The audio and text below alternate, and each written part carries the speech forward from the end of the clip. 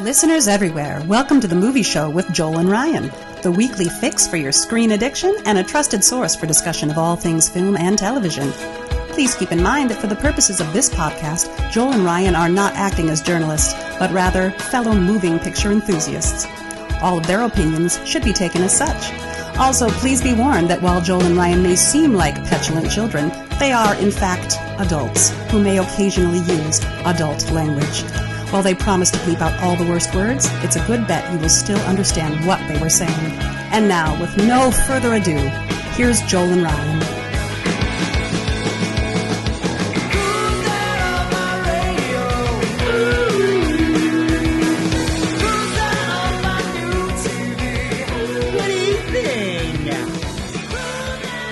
It would be fun if Alfred Hitchcock, the show would have been completely different had Alfred Hitchcock started the shows with "Good evening." Don't you think? I think so.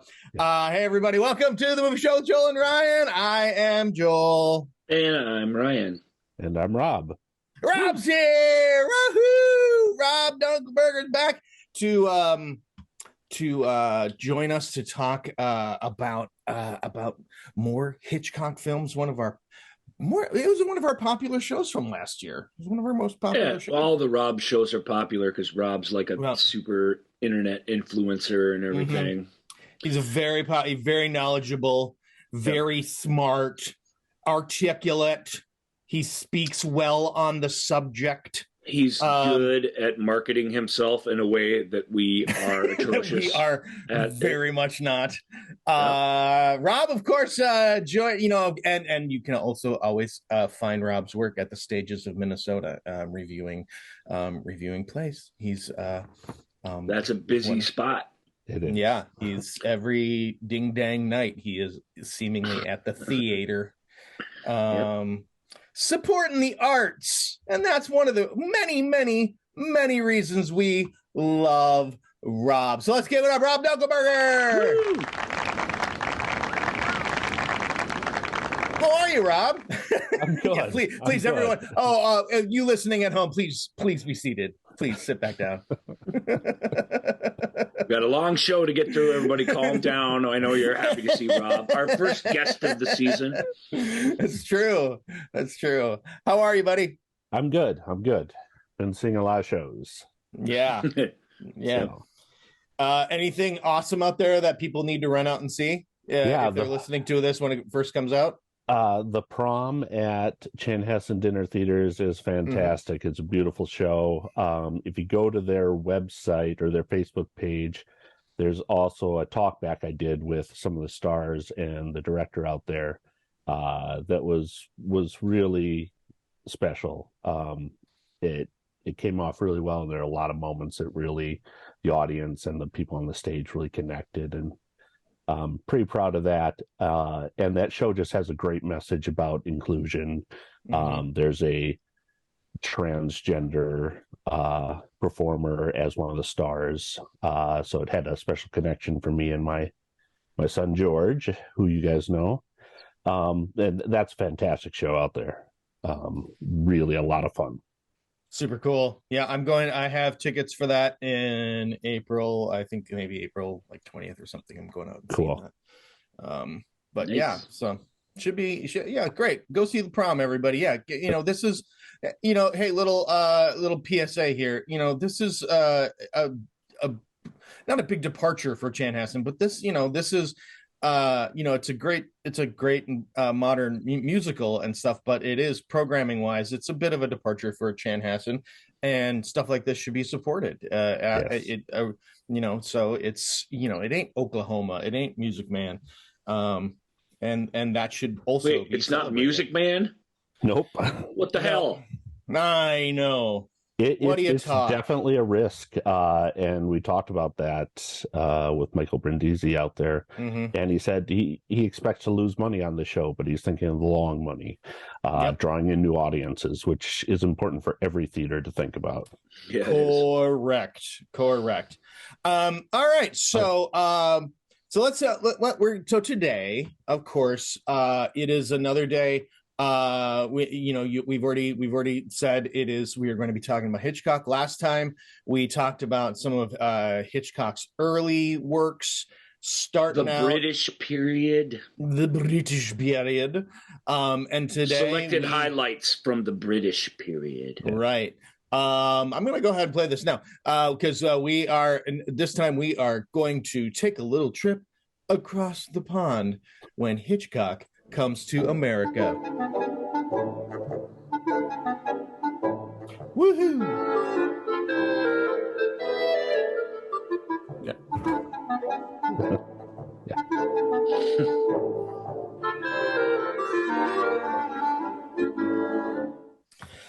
So, I guess to start off with, Rob, why would Hitchcock leave the comfy confines of his home in Great Britain to come to Hollywood and be part of I guess at that point Hollywood was still very much sort of a factory of just cranking out films. How did this sort of come about? Well, I think Hitchcock had reached what he thought is about as far as he could go in the British film industry. It wasn't like Hollywood. Hollywood still exported films to around the world. British films rarely went outside of Great Britain. His films did. Of course, the most popular ones would make it across the pond, but mostly British films were made for the people of Great Britain. So he was lured across the pond by several producers, reached out to him, tried to strike deals with him. He ended up going with David O. Selznick, who offered him more money and a little more control over things. And that's what sold him. When he got over here, he was amazed at the budgets and the efficiency of the studio system. And I think it was a good fit for him.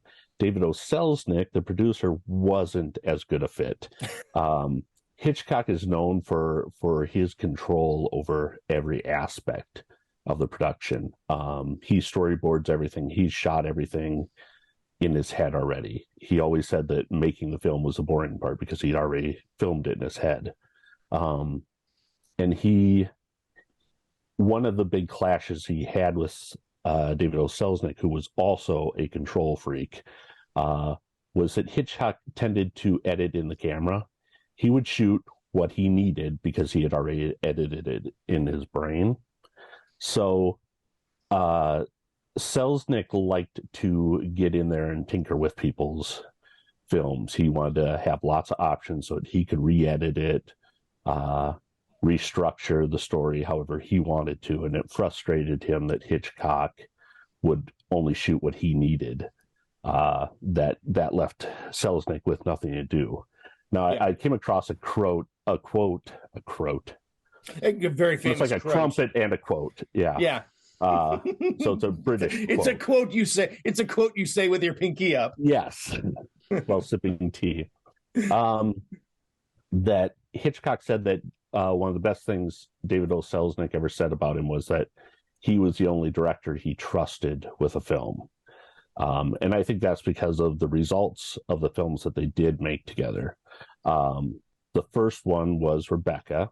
That's the first film when he comes over to America. It was supposed to be a film based on the sinking of the Titanic, but that never came about. Rebecca is based on the novel by Daphne du Maurier. Hitchcock's last film in Great Britain was Jamaica Inn, which is also based on a Daphne du Maurier novel. And it's a film we didn't talk about last time because it's one that could have. It's right there on the cusp of it. Could have got in the show easily, but yeah. There's a nice restoration out there. It looks good. It's kind of fun, but it's not great. And he's got a lot of great films. That's what's amazing about Hitchcock's filmography is there are very few films that you're like, that's. You don't need to bother with that one or whatever. And, we don't want to do this for the rest of our lives. So we're gonna leave out Speak some for yourself. Well, I mean, we want to move on to other directors, right? Yeah. Oh, sure, at some point. But I think we got several shows left on Hitchcock. It feels that way, yeah. But you gotta leave some of those out. Like we left out Blackmail and Murder, which were the first sound films he made in Britain, and they've got important things about them, but they're just not that entertaining of films, and probably your listeners aren't going to rush out and see those. If they fall in love with Hitchcock and watch everything, they'll get to them eventually, and they'll find some rewarding stuff there. But we're trying to keep it to these are the really great ones. Now, the problem with Hitchcock is so many of them are great, and he was prolific. It's not like Kubrick where you go, yeah, pretty much everything he made was great to some extent, but he's only got a handful of films over decades. Hitchcock pretty much cranked out one a year for quite a while. And 75%, 80% are great, very good to great. And then half of the others are pretty good. So yeah. I mean, a couple points there. You know, the first of all, if you want to hear the episode, the first Hitchcock episode, that's season 5. That's last year. Episode 32 is what you want to look for. That's the British period. You talked about David O. Selznick. You know, back in the day, producers. And that was common practice. Was, you know, these movies would get shot, and then the studio heads would go in and tinker and make them. That's why they were the studio heads. That they weren't just money people. They were people who also fancied themselves, dream makers and storytellers and stuff. And so that is kind of a big deal that Selznick. Good old David O. Selznick wouldn't be able to come in and tinker, and so I always thought that was kind of cool, and thank goodness for that. And absolutely, absolutely. And Hitchcock and Selznick respected each other, but they had such different temperaments and different styles of filmmaking that it wasn't a great working relationship. And they did several films together, but Selznick ended up loaning him out to other studios because Selznick was an independent producer. He made 2 or 3 films a year, so he didn't always have enough to keep Hitchcock busy for the term of his contract. Selznick International Pictures. And it's also, I mean, I know. Did anybody know at the beginning of, is it Rebecca, the Selznick International Pictures, what the hell that big plantation house is at the beginning? Is that where he lives or something? That's what I assumed. Or was that his house? What the hell is that? Yeah. That's his offices. It feels like where like Mark Twain's grandma lived or something. It just was so weird. Yeah. But that's what some of the weird things when you go back in time. There's always something fun to see that you're like, what is that? Yeah. What did he just say?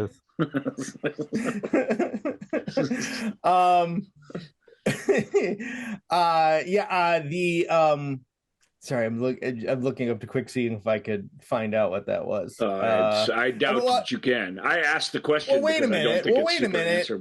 No, but wait, I'm just thinking, or is that because Selznick did Gone with the Wind? Yeah. Yeah. Was that a black and white version of Tara? It honestly could have been. It was all close up, so you didn't feel the scope of an estate or anything. You know, it could have been on a street someplace, but maybe that would have made sense. Actually, kind of. You guys, hey, everyone at home, and you two talk amongst yourselves. I'm going to look this up. I'm sorry I brought it up. I was just joking around. I'm obsessed now. Can you first read the plot synopsis for Rebecca? Yes. Okay, you're absolutely right. Let me stay on task here. So of course, Rebecca, the classic Rebecca. If you haven't seen it, what is happening to your life? So Rebecca, a self-conscious woman, juggles adjusting to her new role as an aristocrat's wife and avoiding being intimidated by his first wife's spectral presence. So Rebecca, the titular Rebecca, nowhere to be seen in the film, but she is everywhere. Yes, she is hanging over every move. Yeah, and she's there in a physical sense. Her presence is felt by the housekeeper, Mrs. Danvers, who is always there reminding Judith Anderson, right? Dame Judith Anderson. Yes, from Star Trek 3, The Search for Among Spock, other things. the Vulcan High Priestess. That's not the first thing I think of when I think of Judith Anderson. That's her only other credit. Like, oh no, I know her from when I was a kid. I think, she is. I think, I think she's most remembered for Rebecca, actually, because that character it really, really makes an impression, and and I knew about it going into it because I know for a change, I know this novel. I've seen little snippets of this movie, but I've never seen this before. There's only one of these on our list today, our 6 films that we're talking about that I've seen. So these, like the last ones, they were pretty much all new to me. Even the one I'd seen, I forgot that I'd seen it until I was watching it. And then I was like, oh, yeah, I've seen this. Way good for me. But So I'll get my gripe about Rebecca out of the way because there's a lot of really great pleasures in it. One of the things I don't really like about it, and this is, the film's a film, a book's a book. Like, don't get too hung up on differences. But de Mornay's book, her ending for the times was extraordinary. It twists in a way that I think isn't as shocking today, and Hitchcock retains a little bit of this, but because of I don't know if it's the production code or whatever, that there's a thing hanging over the end of this movie where the Hollywood was very conscious not to show any true injustice, which I really think her story is nuanced enough, and therefore the film really up until the very end is nuanced enough that what is justice under these circumstances really is up for debate. And so I'm sitting there being a little frustrated by that. I'm not ruining the ending. I don't mean to talk about this in vagaries, but there's a turn where our put upon heroine just decides to take sides in this mystery once she knows what's going on, and her choice is unique, especially for the time the book was written. And I think in the movies too, it's not a twist like she was dead the whole time. I mean, it's not that kind of thing. But I still think it's really remarkable when it happens, and then the battle of wills at the end is really, really good. And I just feel like that's really diluted in Rebecca. But what's great about Rebecca, certainly, who's the young lady who stars in this? She's fantastic. It's Joan Fontaine. Yeah, mm-hmm. Joan Fontaine. So I know Olivier pretty well, who plays the gentleman that they hook up on vacation, and then circumstances make a sort of quick engagement and quick wedding necessary if they're to stay together. And I love those scenes. I love the older woman that she's a traveling companion for. God, I love her so much. Florence Bates as Mrs. Van Hopper. Oh, she's so much fun. She's like people like that. I'm sure they were, who had all the power and all the money, and they're just the boss of literally everybody that they come encounter with at every step of life. And they just spend their whole lives bossing people around and complaining when even the tiniest little thing isn't up to snuff, but then quickly getting on with it and bossing other people around about other matters that come up during the course of the day. Like, I really... she was really, really fun. And you feel, what's the main character's name? Sorry, as all this stuff, all these details that I forget. Maxim, right? Maxim de Winter. Yeah, Maxim de Winter. Maxim, but what's her name? I think of her as the main character, truly. She is known as the paid companion and then Mrs. de Winter. She never given a first name? Nope. Jeez, does she have one in the novel? I don't know. I haven't read it. Well, at least I feel better for forgetting she has no name. Yep. What? I'm sure Hitchcock loved that, right? Because the thing is called Rebecca. We never see Rebecca. Mm-hmm. Rebecca's ghost and her aura and her oppressive, like, personality, just like you say, hangs over every moment in the thing. Yep. And here's this poor girl with no name. Rebecca obscures the new Mrs. De Winter in everyone's mind, including the new Mrs. De Winter. Well, there's things I didn't like about it. I don't like that films of that era's tending toward female hysterics. I think that happens a little too much in this. But I think Joan does a really, really good job of navigating those cliches and coming up with something that really feels as real as something in a melodrama like this can feel. Yeah. And I think when and there's lots of things to love, Rob. I'll let you start off, and maybe we can come back to me. But I also love the classic black and white photography. There's not a lot of Hitchcockian big moves or tricks in this, really. The car driving process is terrible, as you would expect. It's like, that's just how they did these things. Yeah. But in a delightful way, truly. I love when the cast, like, because we spend this time with their family, and she's so isolated with the maid or the housekeeper, I should say, is the more appropriate term, and because she runs the house. Yeah. Obviously, I love the dress up ball, like everybody does. That whole sequence is diabolical, and we all can see what's happening, and that's always fun. But I love when the townspeople, when the end becomes like a trial or an investigation, and all these weird folks start coming out of the woodwork. Like, it's really fun. And I really dug that sort of energy that we got. The blackmail at the end, and the lawyer and the investigator. That guy's fantastic. I believe he recurs in a few of these films, and Rebecca is it was the best picture of that year. And I think for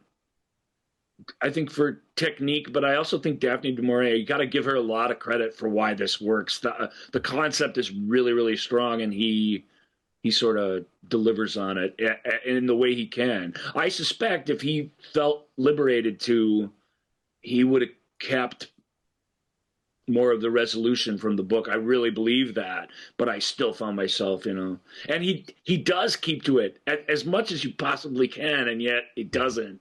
It just feels a little sold out. That frustrates me, but I liked Rebecca a lot. I expected to, but it delivered in all those delightful ways. You talked about it last week, and Guillermo talks about it on one of the Criterion discs. I can't remember which. I think the one with the one with the shootout at the end that starts at the ski resort. I can't remember. Yeah, the man who knew too much. Yeah, he's. You guys point out that Hitchcock's. There's comedy constantly, and you forget that until you watch something like this, and it makes it super entertaining until it gets tense and stuff, and that tension rising out of these goofy little situations and these quirky personalities really is awesome. So that's my big tirade on Rebecca. Yeah. Well, one of the great things about Hitchcock is he sort of built this community where he's working with a lot of the same people. Like a rep house kind of. Yeah. And there's several here. George Sanders, who plays the blackmailer guy. I love that guy. He's fantastic. He's good in this. Good. He's even better in Foreign Correspondent, I think. Mm-hmm. He's great in everything I've ever seen him in. He has a couple of collaborations with Hitchcock, this and Foreign Correspondent. Leo G. Carroll, I can't remember the name of his character's name in this, but he's in 6 Hitchcock films. Nigel Bruce, who is Watson to Basil Rathbone's Sherlock Holmes, he appears in 2 of Hitchcock's films, both which we'll talk about today. And I love seeing him anytime. Yeah, me too. And he's fantastic in both of these little films. In smaller role in this one, he gets a larger one in in suspicion, of course. But Dr. Baker is is Leo Carroll's. Yeah. So here we've got, again, he's bringing what he's learned in Britain and coming to America with a much larger budget, but a producer who's going to be more controlling. So he's shooting within the camera editing within the camera as much as he can to downplay that. But there are certain things he did not get to contribute to the script as he normally would. He's normally very hands-on in the development of the script. That's not the case here. So he's basically has to shoot what he has to shoot. But one of the things he really brought to it was the use of miniatures. They could not find a house that really fit the description or what they wanted for Manderley. So they used a miniature. David O. Selznick was really resistant to this idea, but Hitchcock knew it could be done. We saw in The Lady Vanishes, The 39 Steps, several of those films, some really pretty effective use of miniatures. You could usually very tell effective early use of miniatures, I have to say. Absolutely. And he knew that with a larger budget, he could make it even better. And I think it works for Manderley. I think it's a pretty successful use of a miniature in there.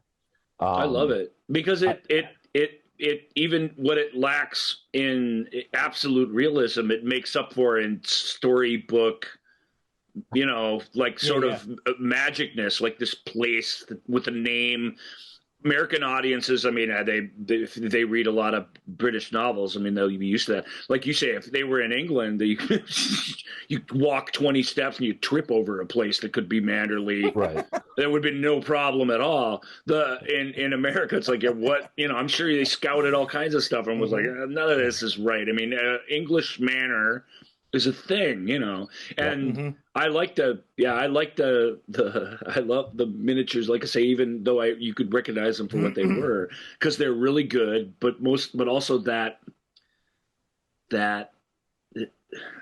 unreality of it is part of what's super cool about it. In this case, it works hand in hand with the storytelling. Yeah, there's that line in there, last night I dreamed again of Manderley or something like that. And it's that whole dreamlike quality that makes that miniature, the artificiality that you do perceive, just sort of reinforces that whole idea that this is somehow in a mind or in a dream. And in California, they really get the Oceanside part. Really does feel like it feels like I stopped thinking about the practicality of it, but when we were watching those sides, I wish a little more. I don't know. I wish a little more. Again, I just wish whenever I watch these, you got a good actor. You got an interesting story. I wish the woman just had more, was more involved in her own story. I get that she's agency, I get that she's put upon, but I just wish her investigation was more something deliberate, stuff like that. But Joan really, really does help because she, for all her, there's plenty of stuff that's not that. There's plenty of her really being an intelligent young person who's just trying to sort stuff out. Yeah. And even more than that, trying to do the right thing and being just conspired against. Being able to do that. And that's fun. Watching somebody try and squirrel out of a box like that is interesting. There's tension and all kinds of fun stuff in it. So right. Because sorry, go ahead. Go ahead. I was just going to say, because she's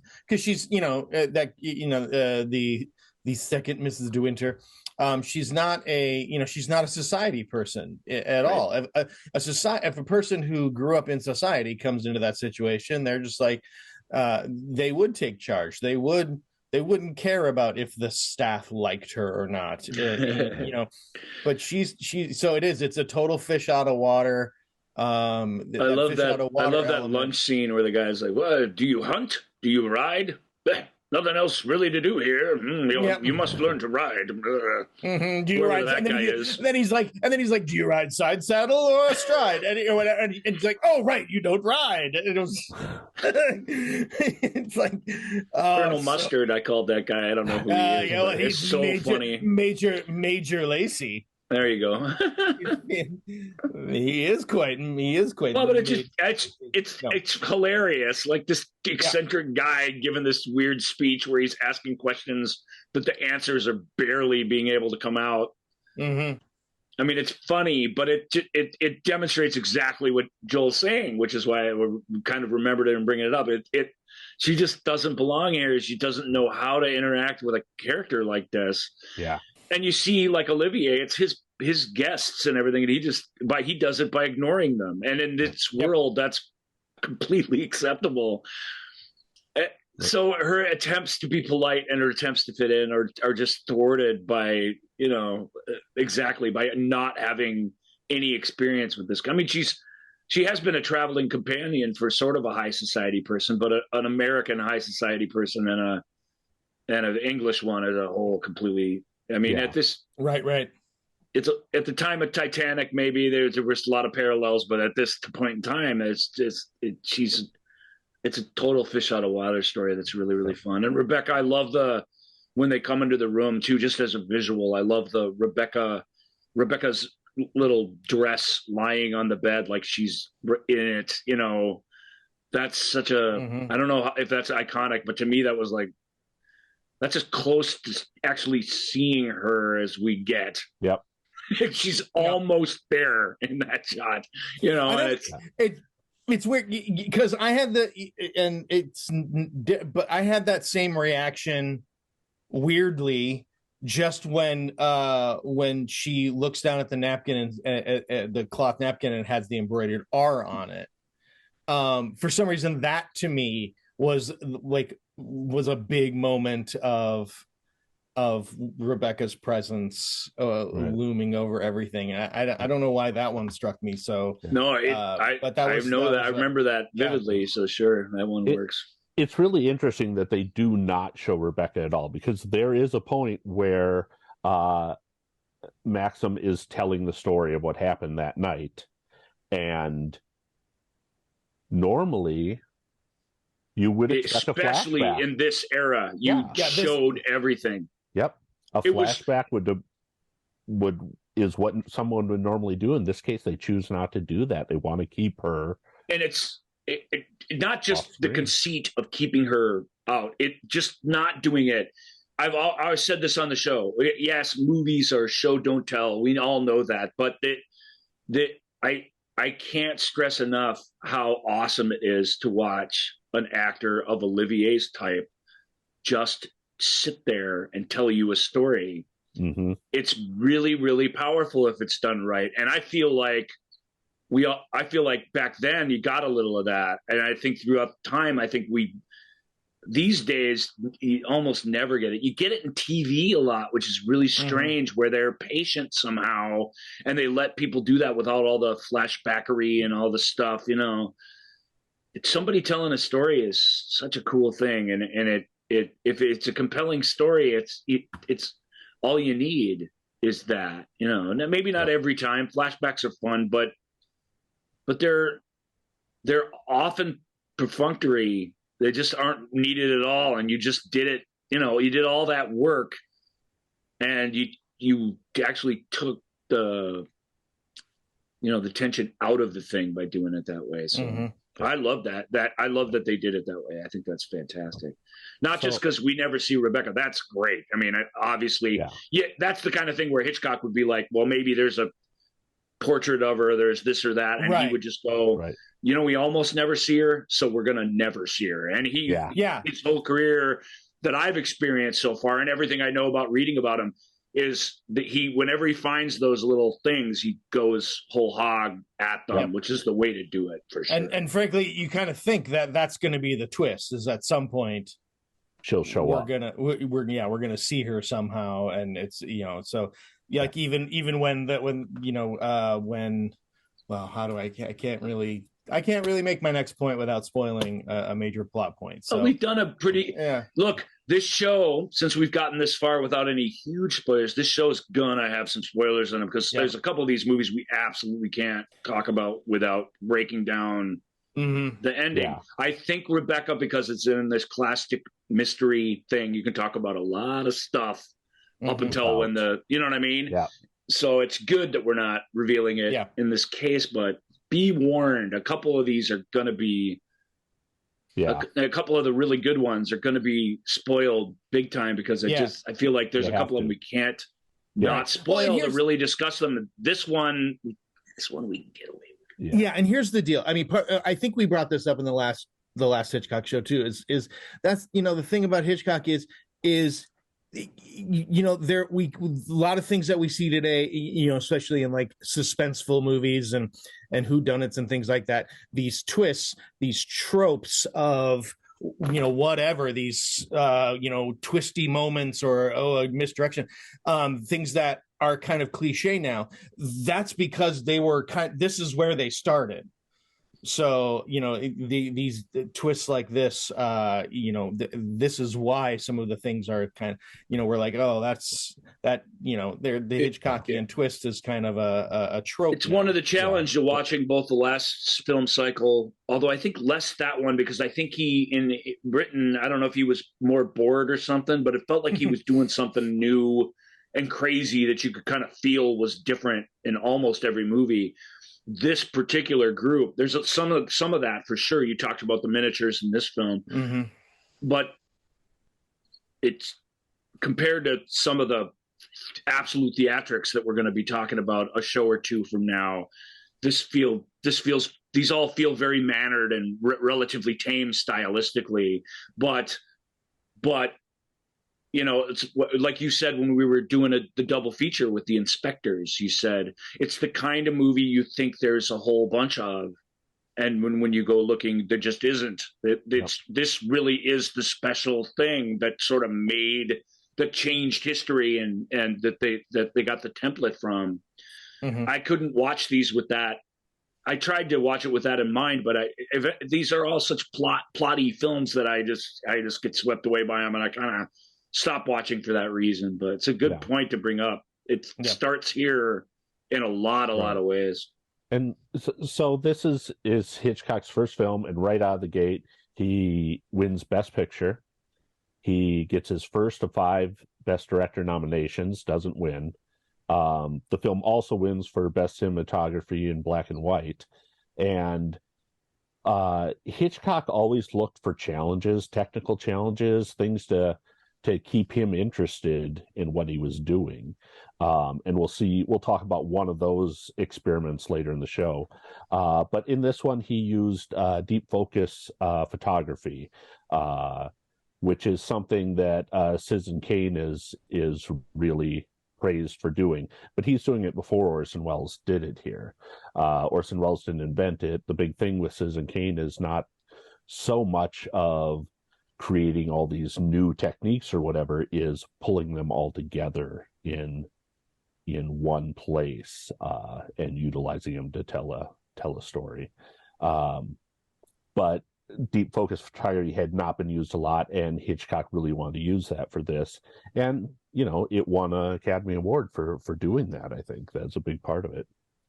It's extremely detailed film. Yes. And if you're going to shoot it that way, then every aspect of it has to be really, really good. I don't want to say that I couldn't tell if they were on a soundstage or not. I mean, I could tell a lot of the time, but nevertheless, the details and the clothing and the you know, all the props and stuff and the art direction. I mean, it's good because of all the attention that's paid to it. Both, you know, when they designed it, but both when they shot it and reveal it all, it doesn't reveal. There's not a lot of, you know, cracks in the pavement in the film when you're watching it. There is some artificiality to it because it really is it's a chamber drama, you know, it really is what it is, but that doesn't get in the way because that's just a form and that's fun, actually. Yeah. Well, we need to move on, but I think I just want to also make sure that we mentioned her, Judith Anderson, Mrs. Danvers, as one of the great sort of villainy characters in movie. You know, Mrs. Danvers is the template for many, many, many villains. And so that's awesome. And we get to talk about him in the next film. And it's great because she's not, in the end, she's not really the villain of the piece at all. She's a mover and a shaker, no doubt, but she doesn't, without totally spoiling it, she doesn't do anything too diabolical. She's just mean. No, she just doesn't. She just doesn't like the new Mrs. De Winter. And her commitment to that is, and the way she takes advantage of our hero is you can feel it when it's happening, and yet you can see why she gets caught up in it. Judith Anderson, didn't she win her Academy Award for this as well, or no? She didn't win, but she was nominated. Well, she's a powerhouse in it. Yeah, but she won for something at some point. I wonder who didn't did she? Win. I don't know, somebody good. Boy, let me see. I hope here. so. Golden Age of Hollywood. It's not always the case, but it's almost always the case. She was a nominee in 1941. Okay. She lost to supporting role. Here we go. Jane Darwell won for The Grapes of Wrath. Oh, well, that's pretty good. Yeah. That was her only nomination. Judith Anderson was her only nominated. Well, I believe it because she didn't stay across the pond. You know what I mean? Right. She really was She probably has a closet full of BAFTAs. Exactly. Not really. Looks like she here's what she let's see, 3 wins. So she won a Western Heritage Award for Bronze Wrangler. She won a Primetime Emmy. She won a Primetime Emmy for playing Lady Macbeth. And she won 2 Emmys in 2 different, one in 1954 and one in 1960. Both for playing Lady Macbeth. Oh wow. Mm-hmm. Well, there you go. She's a Lady Macbeth kind of lady. Yeah. We'll leave it at that. Because we got other movies. All right. Maybe they don't have the bam Hitchcock's in America sort of. You know, this Rebecca really obviously is significant. Did he ever win Best Picture again? Hitchcock. Rob should know.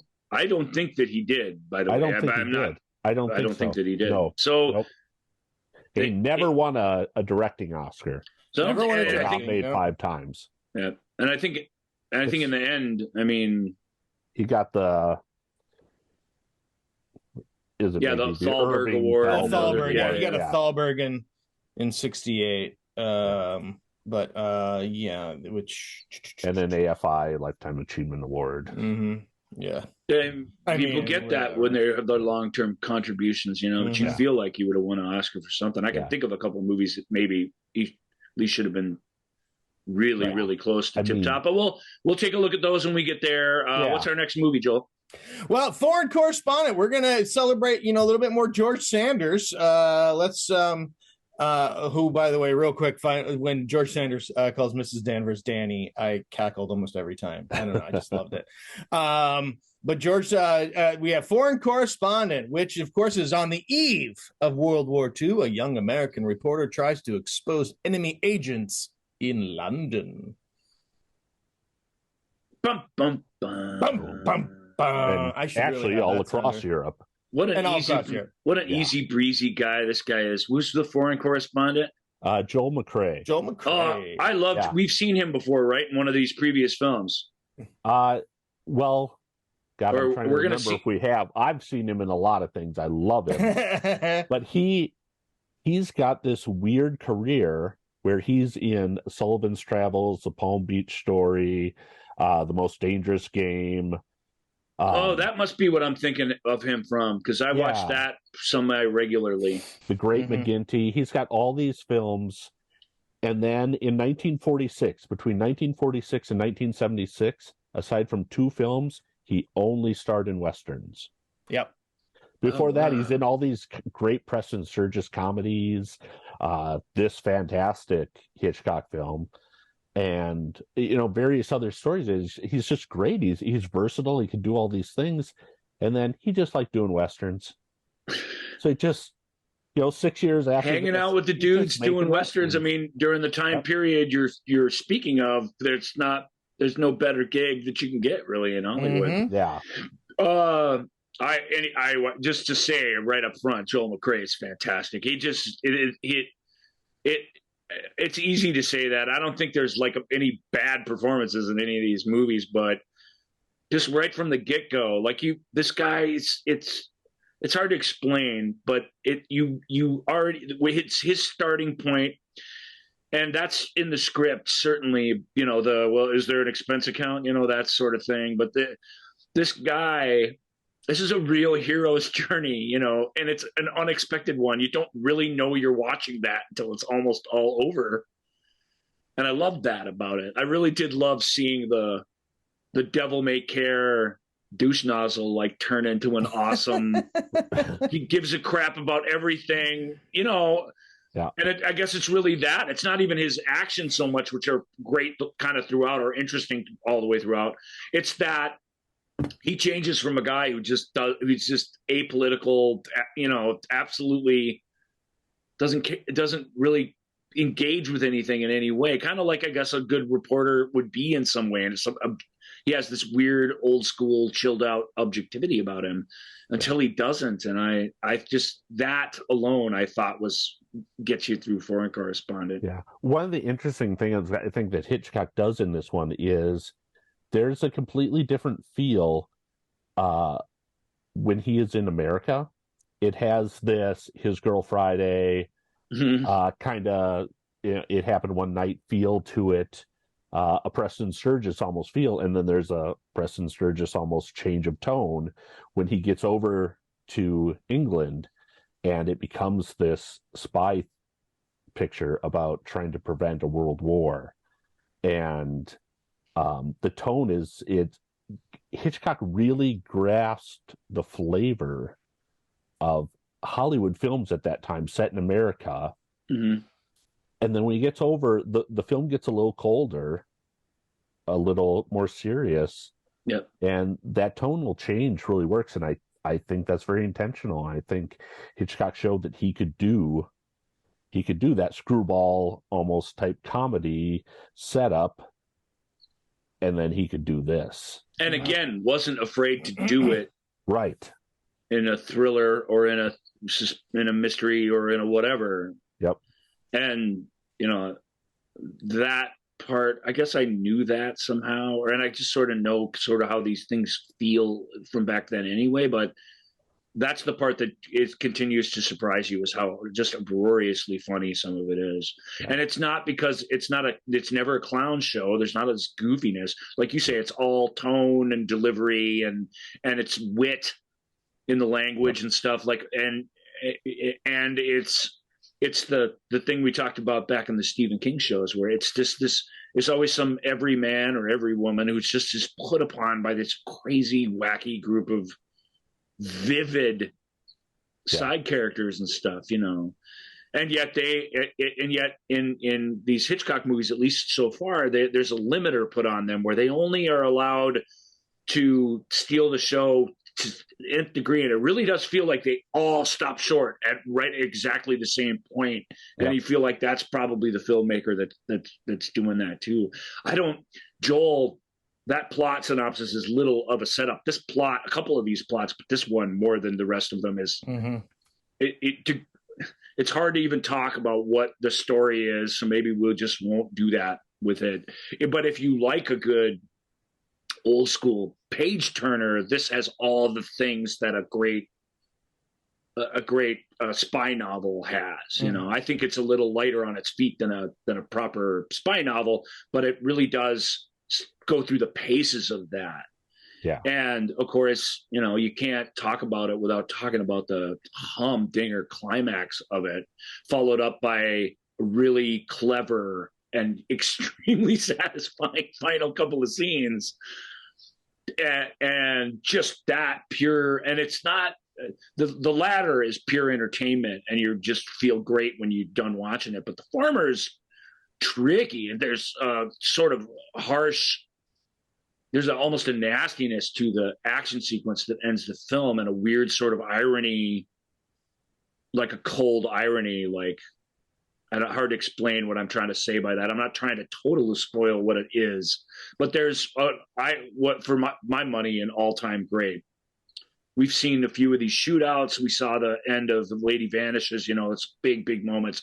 This is as big a spectacle as I've seen in a movie of his so far. Yeah, that had to be logistically and just technically really, really difficult to pull off, and yet it's. You don't think much about that when you're watching it because you're just really, really involved in it at that point. There are like 3 special effects sequences in this that I really love. And this one was nominated for 6 Oscars. So his second film, again, just a ton of Oscar nominations, Best Picture being one of them, and Best Special Effects was one of the things it was nominated for. And I should think so. There are 3 things that really catch my eye, and some of them are little and some of them are big. The windmill sequence. One, I love the set once he's inside the windmill. Hell yeah! I love a really real feeling but stylized set like that. I just love it. It's fantastic production design. But when they're driving up to the windmills, they're like. I wish I'd written it down because I watched a special feature years ago about it, but there are like 3 different techniques being used in that shot, and they all work beautifully. I bought it. Until you look really closely, you buy it as they've driven into a field of windmills or whatever, right. And they haven't. There's miniatures, there's models, just there's all kinds paintings. Of force perspective and stuff to make it. Yep. Yeah, and that's incredible.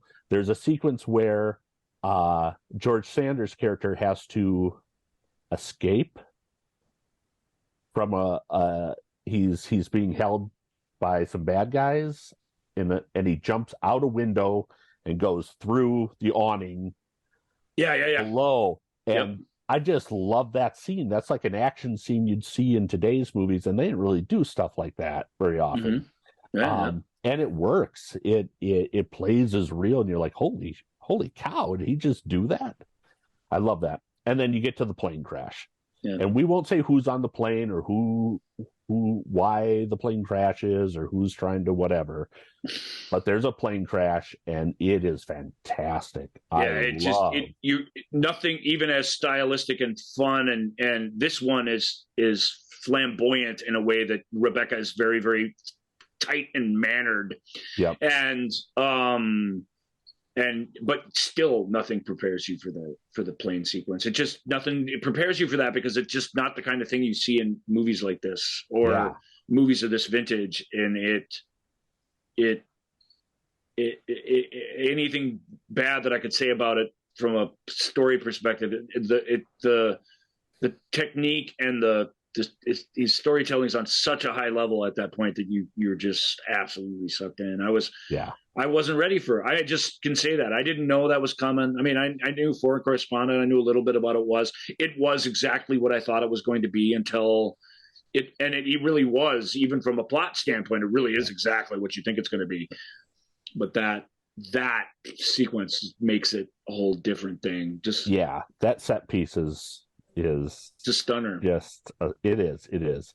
And it's what's weird is when I became a Hitchcock film around 10 years of age or whatever, you knew all the big 10-year-old Rob watching Hitchcock. That's great. And I like the birds. There are films like Last Time's Young and Innocent that just weren't in circulation. You didn't hear about it. Nobody talks about very much. Yep. Foreign Correspondent. Young and Innocent now, was one of my favorites from. It was my. It wasn't. I don't think it was the best movie from the last cycle, but it was my little personal favorite that I loved the most. And I was teasing it because, its American release title was "The Girl Was Young," and my little movie poster that I could find of it says that on it, and I was like, "This isn't going to be good." And it was good, and then it was really good, and it was really effing good. Yeah, like that Foreign Correspondent travels along a lot of the same lines. I totally agree. Yep, and now it's obviously it was a Best Picture nominee, but for some reason, as time went on, this film wasn't in circulation. I didn't come across it until way, way later in my Hitchcock screening career. Now it's a Criterion disc, so obviously it's been reevaluated and restored, and it looks as good, about as good as it's going to look. And it's a good one to seek out, even in streaming, because it's been taken very well care of. Yeah. So this for me was, at some point in my life, my Young and Innocent, which Young and Innocent was also my Young and Innocent when I discovered that one. It's like, why? I've seen so many Hitchcock films 4, 5, 6 times. I've never seen this one. Now I see it and I'm like, why isn't this in the conversation?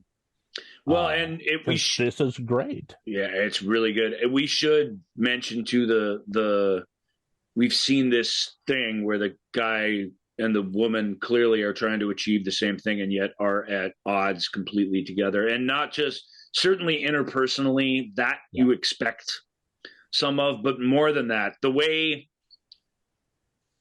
when it's a woman, the way the men, thwart their efforts to do the right thing, or, and maybe even more acutely in a film like this, where, our hero is just doing his thing, and some woman just doesn't trust him, or is thrown in with him.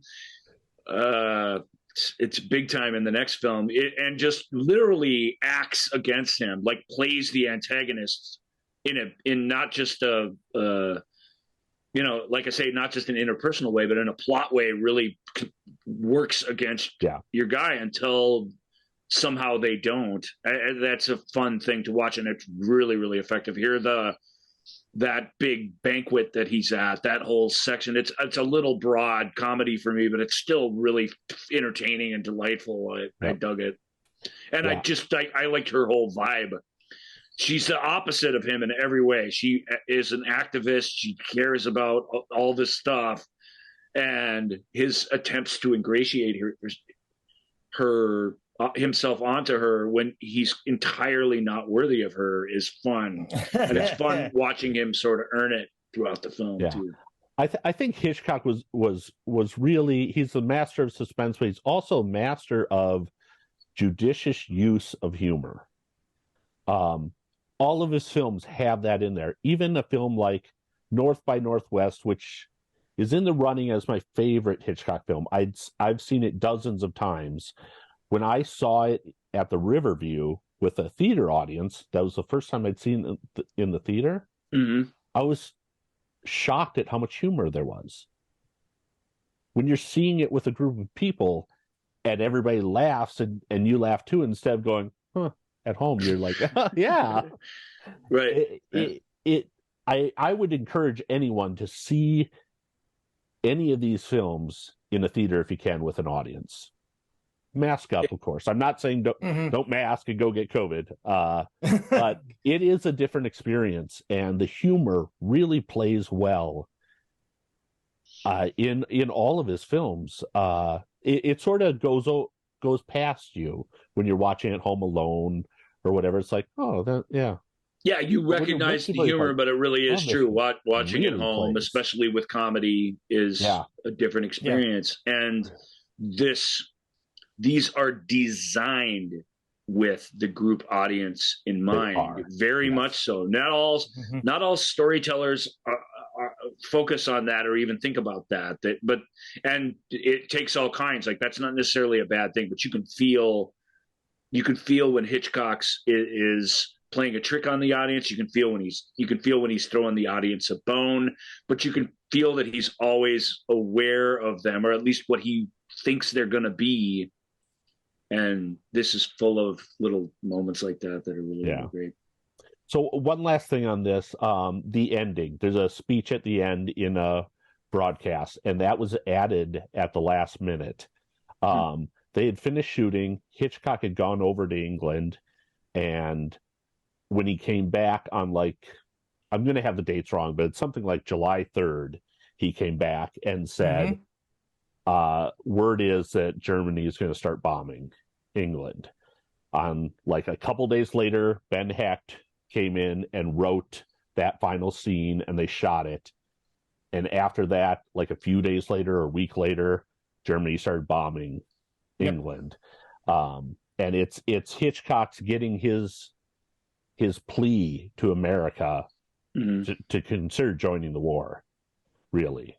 And I think it's awesome that he got to make that personal plea, because he is from England. I mean, that's his country, and especially at this point in his career where he hasn't been in Hollywood but a couple of years, he's got to be feeling for, his country. And it really is an A to Z journey in the plot and in the personality, and that's that place that you end is with all the zigzags in between. It's all the way from where this movie starts. That was my favorite of all the tricks and gimmicks, which were really fun. And the most fun thing about this one is just how far you go. You really do go a long way. And that I don't know if it's a film like this or if there are even were films like this then I'm sure there weren't, not quite like this, but I love that. Yeah. I really did. I love that growth. That original ending isn't anywhere, is it? That has been. I don't think they ever. I think they before they finished cutting, they were shooting this, popping it on. Yeah. So, all right. I do love this tagline for that. I don't normally love the taglines, but this one's mystery in whispers that cracks like thunder. I just love that. I just love that with the caps, like mystery in whispers is all caps. That cracks like thunder. I love it. Very nice. Anyway, before we move on to Suspicion, there's one film that we're skipping here. It's called Mr. and Mrs. Smith. It's a screwball comedy starring Carol Lombard, who is a fantastic actress from that time, and Robert Montgomery. And Hitch did it as a favor to Carol Lombard, and it's good. It shows that Hitchcock could do whatever he wanted, really. Yeah. But it's not a suspense film. It's a screwball comedy, a straight up. It's very entertaining. If you're watching all of Hitchcock, definitely give it a view. But I don't think it fits into what we're doing. So that's why we're skipping. From Rebecca to our final film today, Lifeboat, it is a straight up film sequence that skips one movie. That's the only one that we're skipping. It is worth pointing out that the one we're skipping is the only one we're skipping here in this particular. And it's atypical of him, and we're here to talk about the Master of Suspense. And don't think that like Mr. and Mrs. Smith, like this is like, oh, this was the original that the Brad Pitt, Angelina Jolie spy. They're nowhere near alike. Okay, so don't think that. Plenty of screwball comedy in that later Mr. and Mrs. Smith as well. No, that's why I'm saying the two have nothing to do with each other. Both the characters are named Smith. You got me there. I am tough but fair. You are correct. That leaps immediately to mind as a similarity. Got me, Joe Ryan. All right, let's move on to Suspicion. A shy young heiress marries a charming gentleman and soon begins to suspect he is planning to murder her. This is the Joan Fontaine show. This one is all Joan Fontaine all the time.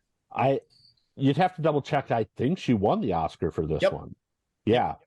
So Joan Fontaine shows up again, wins an Oscar. This is Hitch's first collaboration with Cary Grant. They'll do it 4 times, and this is the lesser of the 4. The other 4 are fantastic. Mm-hmm. This one's good. It's a good role for Cary Grant. For sure. we're going to have to talk about the ending of this one. So definitely a spoiler alert on this one. Yeah, this one, and there's another one, an even better one that goes a lot, or at least explores the same sort of interpersonal paranoia, and we do have to talk about, because the contrast with them is they are opposites of each other ultimately, and that is what's interesting about in the discussion. So I sort of agree. Yeah. We're going to spoil Suspicion. Sorry, everybody. Suspicion. So we are about an hour, a little over an hour in the show.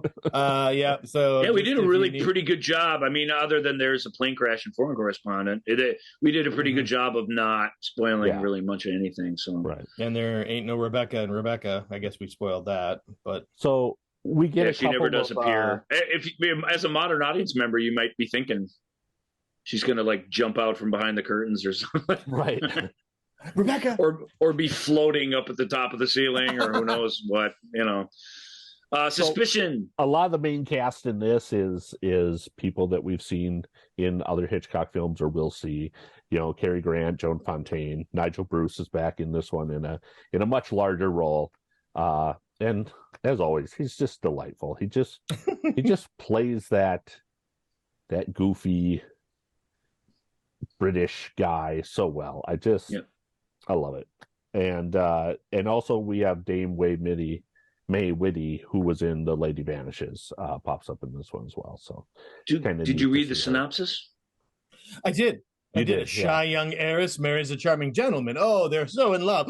But soon she begins to suspect he's planning to murder her. Yeah. It's appropriately so. That's a worthless thing, because it doesn't really tell you anything, but because I'm sitting here going, which one was Suspicion again? Johnny Eisgarth is a handsome gambler, borrowing money from friends. He meets shy Lena McLeodlaw. Oh, it's this one, the borrowing money one.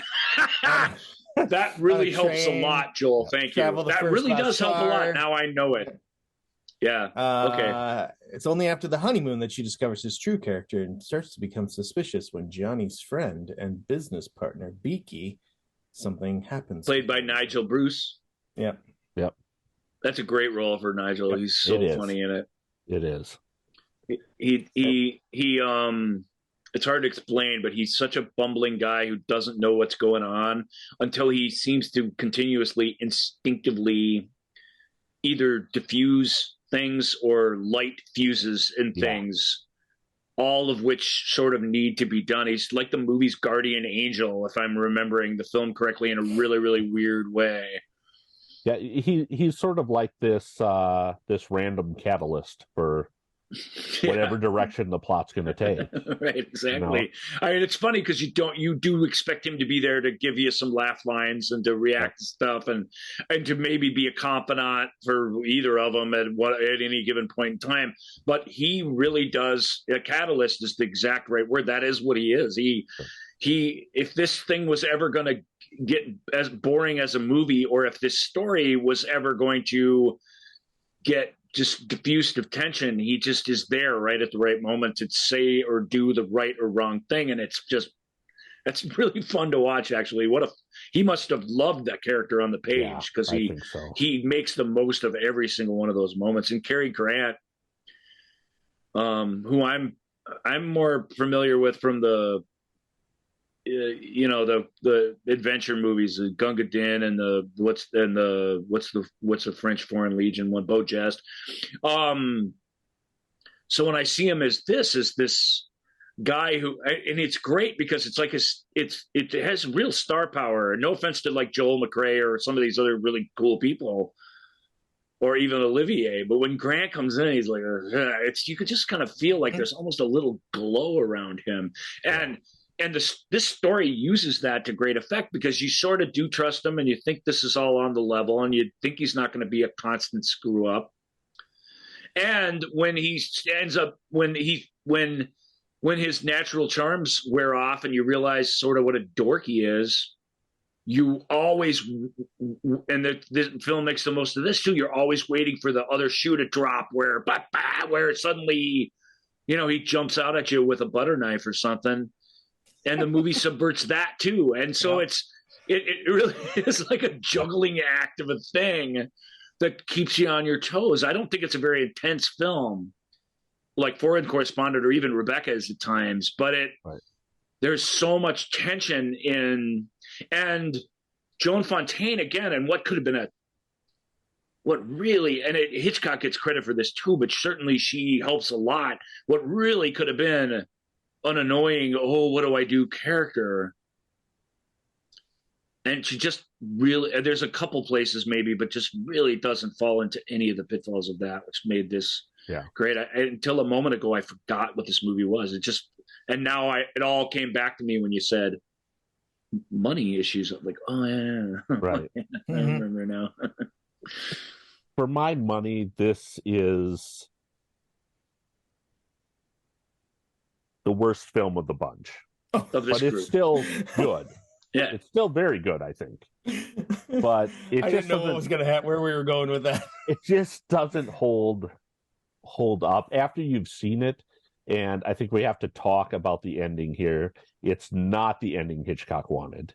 It isn't, huh? Cary Grant ends, there's all this suspicion.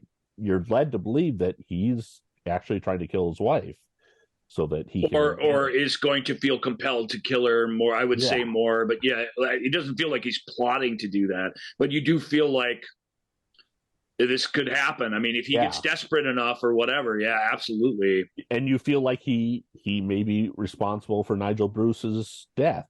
Yep. It's really led you down that path. Hitchcock wanted that to be the case. That's what he wanted, that to be the ending.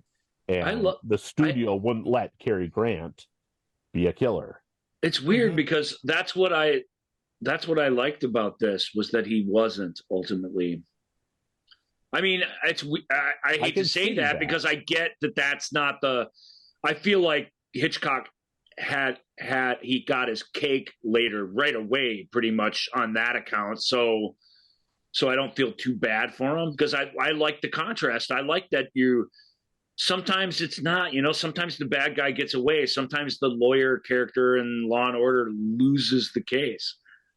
That's why shows like that are even tolerable, because at least occasionally things don't go the way you expect. And of course you feel like you're barreling towards something bad, and bad things do happen, but I like that really wasn't part of his makeup, and that this weird intense paranoia grew out of really garden variety lies and mistrust, and that it became a very, very dangerous thing that shouldn't have been. Like, I actually find that there's thematic value in that.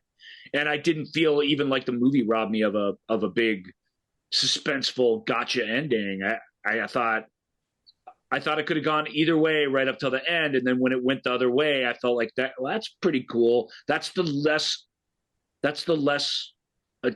it's weird that it's Hollywood that dictated this. I get it's because of Cary. Now that makes it make sense. But to me, that's the less Hollywood way to do it. This thing has to end with some sort of struggle on the cliffside or whatever. I mean, and when it doesn't, I dug it. So I don't mean to take Hollywood's side, but that's a good point. I do find it a little anticlimactic. It is barreling towards building the case that he is this, he is this, he is this. You're in danger. You're in danger. Oh no, you're not in danger. Well, but they are in danger. They really are, because there's all that stuff because they're not connecting, because they aren't trusting each other. I don't really know. Cary's great. He's a kind of a blank slate. You don't even really know what he's thinking in the movie. The things he's trying, because you kind of hear about them, but he doesn't talk about his feelings really. He doesn't talk about his situation. She just finds out about this stuff. And I like that the whole thing, in a way, their relationship does get railroaded by mistrust, but it doesn't turn into a stabby thing or anything like that. Like it just is never that. And when you look back on it, you can look at it and go, no, it really was never that. And I think that's what's fun about it. But I get what you're saying. Yeah. But I really do feel it's 2 movies away or whatever, where and I feel like this movie was a domino for that one, where where same kind of thing, charming guy, you don't trust him at all, but it might just be nothing. It could just be in our hero's head. And when it isn't, that movie works better. I really believe, because I watched it the week after I watched this one. Sure. And that's one of the best movies on this list. Well, let's before or we at can least get one to of the that best one. stories. Anyway. Yeah. Before we can get to that one, let's. Also, gentlemen out there, if you have a significant other in your life, see if you can make the lovely nickname Monkey Face. Monkey Face. Oh God, I'm really glad you remembered to bring up Monkey Face. Yeah. Thank you. See if you can make that stick. See if you're. That's how you'll know it's true love. Mm-hmm. Right. Oh, Monkey Face. Anyway, next up. Now this next movie, apparently, according to IMDb, is the first time we see Alfred Hitchcock's name above title. So Hitchcock is starting to name. He's starting to sell. He's starting to be the whole shebang. He's the draw. Yeah, and that is absolutely uncommon for this era, and really most eras you don't get to that level. But this one in particular, that who gave a crap who was directing a movie? Right. I mean, even though it's full of the eras of its great directors, John Ford and everybody else that's working. But people don't care. Mm-hmm. Suddenly, Hitchcock is its own ticket. It's its own thing that assures you're going to get a certain level of entertainment, and that is very, very cool. Yep. And this is 1942's Saboteur. I dig this film. A young man accused of sabotage. Yeah, a young man accused of sabotage goes on the lam to prove his innocence. I usually have huge problems. I can't watch movies where someone is accused of something accused of a crime they didn't commit. Yeah. Hitchcock's going to be a bad one for you. No. I recognize that, and Hitchcock's part of the reason why. But for some reason, when I watch Hitchcock films, and maybe it's just there's enough distance on them. That I feel okay watching them, because they're it's a different style. It's a different style of storytelling than what you get now. So maybe that's why I'm okay with it. But because normally I would say, this movie I don't want to have anything to do with. I usually try to avoid movies like this. But I dug Saboteur so much. Well, we got 3 movies left, and we've talked our butts off here. I just want to say that the last time we encountered sabotage in the Hitchcock movie, it was completely used incorrectly from the dictionary definition of it, at least. Mm-hmm. What that movie was about was actually terrorism. This movie, though, this is Saboteur. Yep. It's a little bit of both, actually, in the end, which is kind of fun. I'll say the thing about sabotage. Of course, this movie let me down only because the opening scenes in the airplane factory, I was gobsmacked by how they looked. Like, I was just stunned by how awesome those things were lit and where the camera placement was, and just how much visual interest was in every single shot. I thought that the actual fire is as good as anything you've seen for decades on, even in black and white, to achieve a huge flaming set piece like that was an incredible achievement. And there's other things I like. There's a lot of what really feels like bona fide location shooting in this movie, which is a new thing. Although I feel like on the sets, which shit was so interesting that when we get out in the river or on the bridge or wherever we are, it feels less interesting. But it widens the scope of the thing, I think, in a way that even some of these with big scope, like Forest Correspondent, keep it pretty tight. Yeah. And I like that a lot about it. I love the performances. I love the crazy, wacky old hermit in the hills or whatever, who just, again, it turns out to be this saintly person who can immediately sense the truth in something and is totally chill about it. Like, I don't remember seeing many guys like that in films like this. Well, not in films like this. It feels like he's lifted right out of The Bride of Frankenstein, Mel Brooks's Young Frankenstein. Yeah, maybe. Okay, sure. Which is really fun take on that character. That dude's, the opening scenes and the fire itself and just the intensity of that. I expect to see guys like the truck driver in it that he hitchhikes with, but that dude was, come in and dry yourself, my boy. That is so weird. What is he doing in the middle of this? I know. But I loved that. I love the fact that it's just strange and it keeps you off balance. And I love that I love Hitchcock when he has the balls, kind of like in Suspicion, but better here because I love when he has the balls to ramp up tension that goes nowhere. The other shoe doesn't drop. This really was just as it appeared. You felt queasiness in your gut the whole time for nothing. Haha. And we're all in on it together. And I find that payoff is great. I thought this movie, when they got back to New York and it really got plot heavy, it really struggled to keep my attention actually. Yeah. So as much as I was into it early on, I was way less into it, but again, still very, very enjoyable, and tons of style for your movie going dollar, I think. Yeah, it's and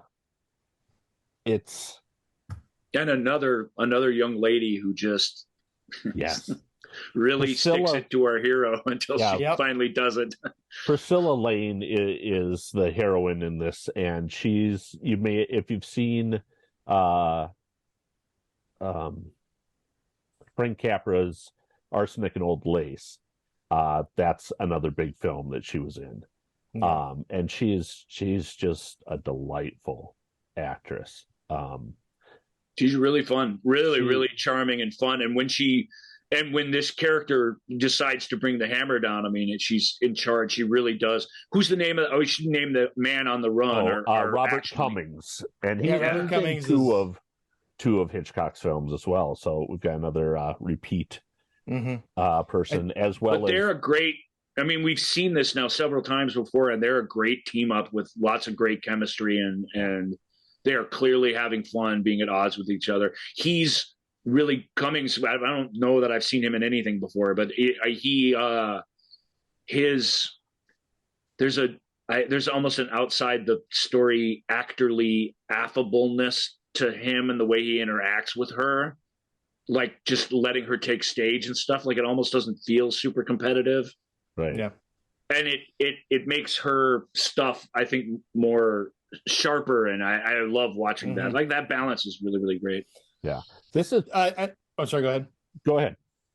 Dorothy Parker it wrote the script. It was one of the script writers on this, and I really feel and I can't remember the what it was, but there's an early moment. This is right around with the guys leaving the airplane hangar or the factory. I can't remember the specific lines, but there was a crackling, that quick fire sort of Dorothy Parker, Preston Sturges, that kind of when the guy drops the money or whatever, the letter, the letter and stuff, and I'm just and that just that and so for the rest of the movie, that was the thing that put me in tune with the tone of this movie, and it just, to me, I as soon as you said when they get back to New York and we really get, we go to the big party and stuff like that. Yeah, really, and stuff starts taking off, and yet I was this was, I don't know. I don't mean to criticize it. I don't think it's bad, but my attention did noticeably start to wane during those sequences for some reason. I think it's because we got so much less of Cummings and Lane.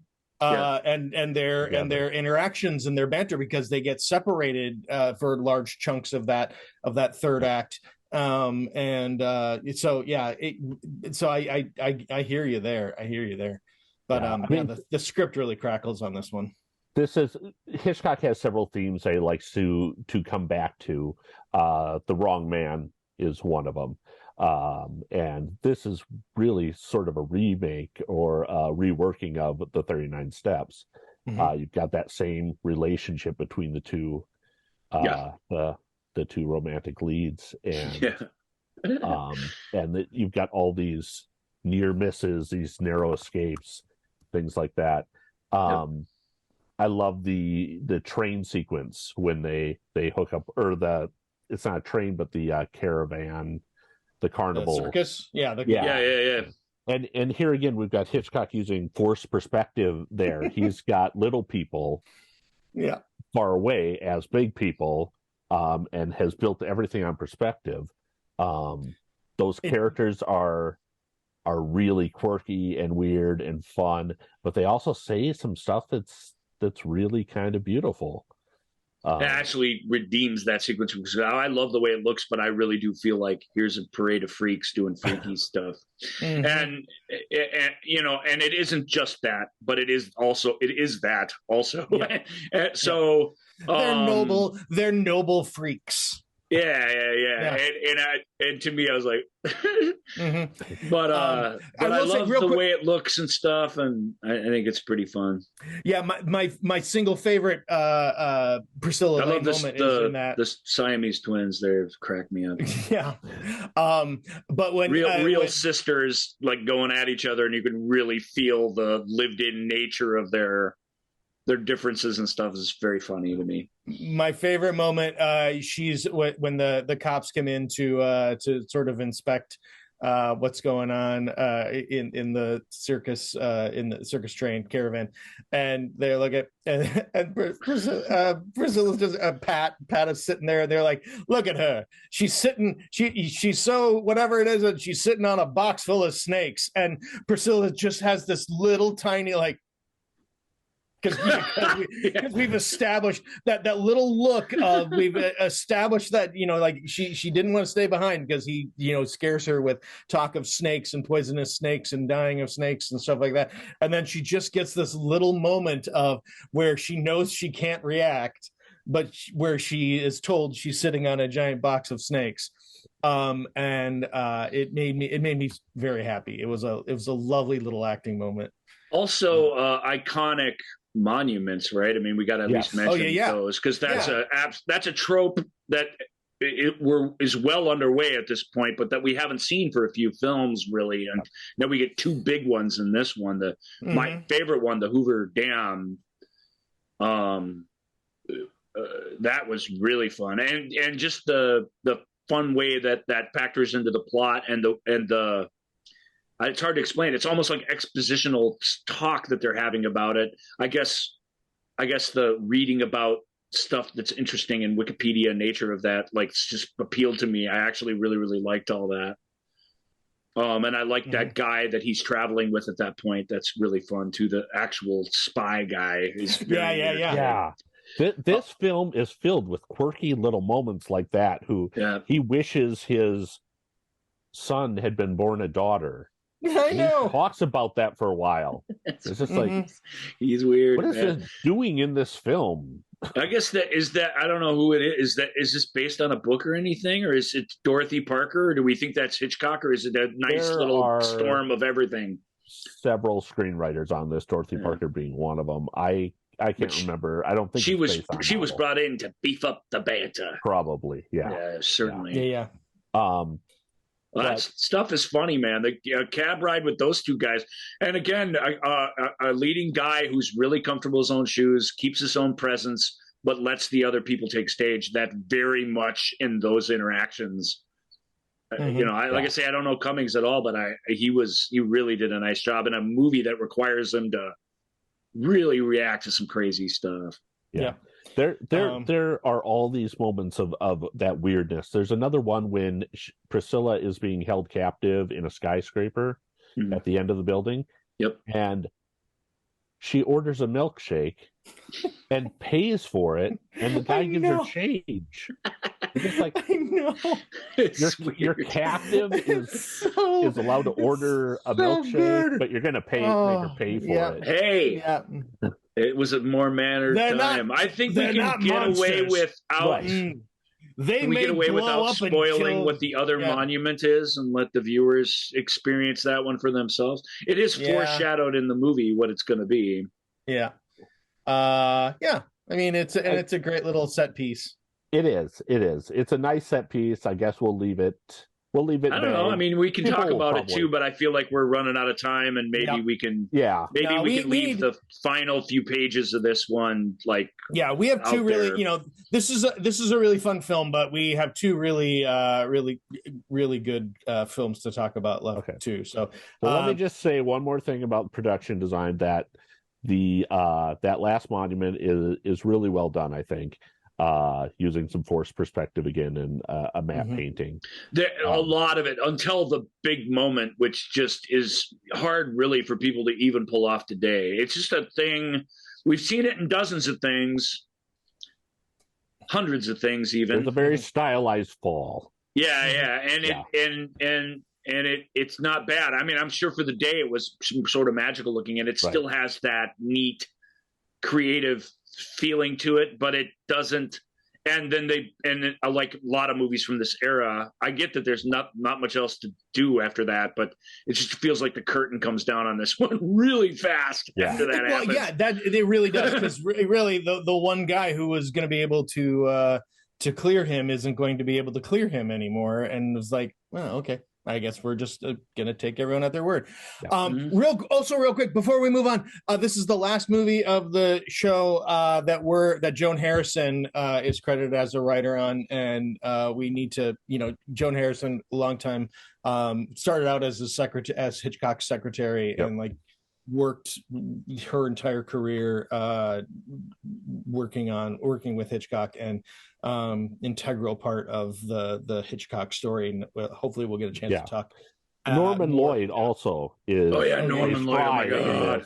And he's Norman Lloyd is Fry, Hitchcock films, and Norman Lloyd plays Fry.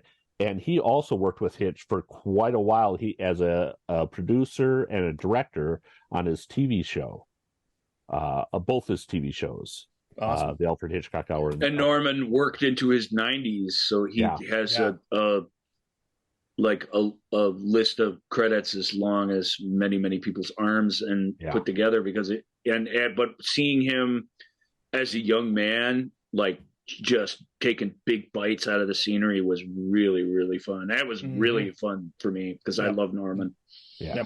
All right. Next up, we have a teenage girl overjoyed when her favorite uncle comes to visit the family in their quiet California town. And she slowly begins to suspect that he is, in fact, the Merry Widow killer sought by the authorities in Alfred Hitchcock's Shadow of a Doubt. On the disc that I have for this, this one I think I own. I do. Yeah. The only little, there's a bunch of little stuff on it, but the only little special feature is Hitchcock's favorite movie or something. Is that right? Yep. This is often cited as Hitchcock's favorite film of his. It's not my favorite film of his, but it's good. It's very good. It's weird in a way. I feel like the one thing about Shadow of the Doubt that I feel is weird, and I think it's played off really, really well, and that helps a lot. But I do feel like there are a solid half dozen of times where this should fall apart if somebody just opens their mouths and says something conventional. You know what I mean? It feels like there's a lot of English rules of manners in this getting in the way of the reveals revealing themselves that we just don't have in our society, and that I feel like we might have had more of in the 40s, but we still didn't have it to the level that our characters should feel trapped, not so much from what to do about any of it, but even expressing what she's feeling about it. Like that part sort of drove me crazy, but it really was helped out by the actor who made it all feel real and found a way to make it seem motivated, found a way to make that sort of thing natural. And of course, by the time you get to the end and you find out where everyone really stands, it's all the more satisfying. That and the weird little tragedies, the thing with the garage and was all so creepy, and they got under my skin in a weird way, because I think this is a less flashy movie than Saboteur, which I thought was a very flashy, fun movie. I feel like this is back to being very enclosed, and this family and this tight group of people with particularly, although he doesn't do a lot in the movie, but Hugh Cronin's first appearance, he and he really is just a side character in this, which is more important in our next film. But I loved seeing him. I loved what he brought to it. And who's the star of this? The woman? It's Teresa Wright. Teresa Wright in Somewhere in Time. Wow. Yeah, and the gentleman that we're suspicious of, his name, Uncle, what's his face, is Charlie. Is Joseph Cotton. So Joseph Cotton. So really good Joseph Cotton role. Yeah. But I think the whole thing rests on Teresa Wright's shoulders, and I think it's really fun to see hints that this kind of thing is coming. And now, for my money. And this isn't even the kind of movie I like. I like a movie like Foreign Correspondent really more than this kind of thing. But it really lands here. And she's got a lot of, like I say, a lot of difficult conventions that she's got to dance around that I just feel are real challenges for performance. And I was knocked out by Teresa in this film. And I did, the plot I thought was pretty obvious and everything, but it's the execution. It's all the, movies are ideas. Yeah. Well, I don't remember who said that. Some really good filmmaker. It's about ideas. I can even hear it's just the ideas. And once you have the ideas, David Lynch. Oh, okay. There you go. Yeah. I heard her voice and I'm like, who's that guy talking? Okay. This movie is packed to the rafters with really, really good. I hate to call them set pieces because they're simple and subtle, but really, really good ideas rendered in a really great visual way. And that's how you get sucked up into the story, because each little sequence, each little near miss, each little diabolical conversation that for a while you think could go either way. I think on this one you get convinced. Guy more or less tells you what he is at some point. Yeah, I think for me, that's, if there's a flaw in this film, it's that it doesn't play the suspicion route. It does much. For a little while, but not for nearly long enough. Very little bit, although it could have got away with a lot more. Yeah, the first time you meet him, you're pretty sure he's but like I said, I had just watched Suspicion. And was suspicious of the dude the whole time. And it turned out he was just this loser. Right. He just was what he was. That's all he was. And even though calamity followed behind him, he wasn't a plotting murderer. So I wanted to think there was a chance for probably more of this one than you thought. Right. And it was nice that, for a change, it was nice that it wasn't. And the final solution in this movie, which, again, I really hate to spoil, we can say that it's another train sequence, but fantastic. Mm-hmm. Really, I mean, I hate to say that. I respect mortality, and and I like to see justice done in a more polite way. But sometimes, man, you gotta just eliminate the bad guy, truly, and it's super fun. So I like it, but I was a little surprised to hear it was like his favorite movie ever. I liked it a lot, actually, but I was still surprised to hear that. I just know we have so many iconic things coming. Yeah. And I feel like this one fits in great with this group, but it's really just sort of fits in great with this group. But I love Teresa Wright. I just really, she's playing basically a kid, but who's not a kid. The whole thing is, it's got all this duality and all these multiple tricks that she has to pull off. And I just think she does it great. Obviously, Cotton just vamping it up is fantastic, but he's got it easy relatively. Mm-hmm. Yeah. So that's my take on that one. What do you think, Rob? Yeah, no, I mean, I'm with you exactly. Like, this is a really good film. It fits in with this group totally. I'm shocked that it's his favorite film. And maybe he said it was his favorite film at this time, and it was, you never know when these guys say these things. Mm-hmm. But I figured we don't know. Maybe he went, it's my favorite film. Sarcasm doesn't always transfer. Right. Or neither does French when you're being interviewed by Francois Truffaut. So you never know. It's hard to say. Maybe the translation wasn't quite right. You never know. I mean, there's all these.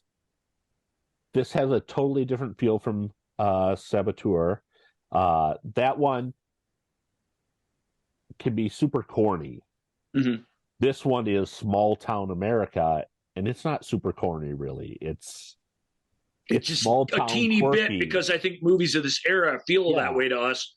But you're right, relative to other things, it never makes light of that or makes fun of it. That reality, the family, the way they interact, it's a teeny bit corny for our pleasure. But beyond that, it has to be real for this thing to work. Yeah. And he really finds a good balance of that, I think. There are a lot of details. There's a lot of location shooting on this one, which is a change. Hitchcock liked to shoot in the studio so he could control every aspect. And there's a lot of location shooting on this. Although they're relatively simple locations compared to the stuff in Saboteur. But you can feel that you're in these real places. And there's a lot of exteriors in it, which is unusual for a movie of this era or a movie of his, because he really does like to be in a controlled environment with his own lighting and his own everything. But I like that about it. It's kind of neat because the community felt real. Yeah, it's also fun to see MacDonald Carey from Days of Our Lives here as a dashing young love interest for Teresa. Yeah. That's like when you recognize him, you're like, oh my god. Who is, and it's delightful because he's cool and he comes in and you like him. Yep. And yet, in terms of being any help to the story at all, he is completely worthless. And I thought that was really, and not in some I'm a bumbling fool way at all. Just, that's the guy who normally rides to the rescue, and he just absolutely never does that. Yep. She's on her own. They put Teresa Wright's character in. She gets to play this out. She's not the hysterical woman. Not at all. Gets to be the hero. She's wigging out the whole time, but perfectly understandable levels given the situation. Yep. Yeah, it is. It's not the hysterical woman. I love that about it too. I really liked her a lot. Yeah. My favorite in a string of fantastic female performances, a nuanced storytelling on that level. This was my favorite by far. Yeah. All right. Well, great film. But let's move on. Just because for time purposes. Yeah, we got to go. Got one left. Yep. Got one left, and it's we're going to end strong here with Alfred Hitchcock presenting John Steinbeck it's John Steinbeck's Lifeboat. Just, it's got a single set. It's a single set. It's a nice little with Tallulah Bankhead, which, I mean, the opening of the thing when Tallulah Bankhead is just sitting in a lifeboat, like with all of her belongings that have been carefully loaded upon it. Mm-hmm. She is a singular presence, no question. I'm like, what is this movie? This was that was really so fun. This is Hitchcock doing that thing he likes to do, where give himself a challenge. Mm-hmm. This sparks his creativity. This is what he needs, because he does stick with his genre, and he's really good at that. But he looks for things that can make this experience challenging and enjoyable for him. Synopsis, Joel. Yeah. Oh, yeah. People are on a lifeboat. There you go. No, it's several survivors of a torpedoed merchant ship. That's the part I wanted us to be aware of for sure before we start. It is a torpedoed merchant ship in World War II find themselves in the same lifeboat with one of the crew members of the U-boat that sank their ship. There you go. And it's other than, I think there's a cutaway at the beginning or the end or something, it's all one location a lifeboat on the ocean. So it's all shot in a tank in Hollywood. Right. But would you guys agree it's pretty effectively done? Oh yeah. Again, it's that mix of stuff. It's like Manderley, right? It's artificial. There's a pleasant storybook artificiality to it that makes you focus in on the paranoia and the conflict between the people. It is really well done, like exceptionally well done, I'll even say. But it is not a boat on the ocean really ever. But it doesn't matter because you don't really think about that. This movie would have been intolerable to make in that way, so it wasn't going to be made in that way. So what can we do with these background effects, which are as good as anything, I'm sure, of the era, and really good as anything you've seen up until the digital resolution? And even in the digital world, they don't spend enough effort on it as they clearly did here. The background plates are extraordinary when they're using them. And there's this weird double focus to that, right? You've got, and I've always thought it was weird and cool. Like when Kubrick does it, he finds a way to make it blend. And when Hitchcock's doing it here, it's and then with the guys with the buckets of water or whatever, like all these different practical elements that are going into how you're doing this. But I always love that there's the foreground thing which is shot one way, and the background thing, which even if it's shot in another way, you basically have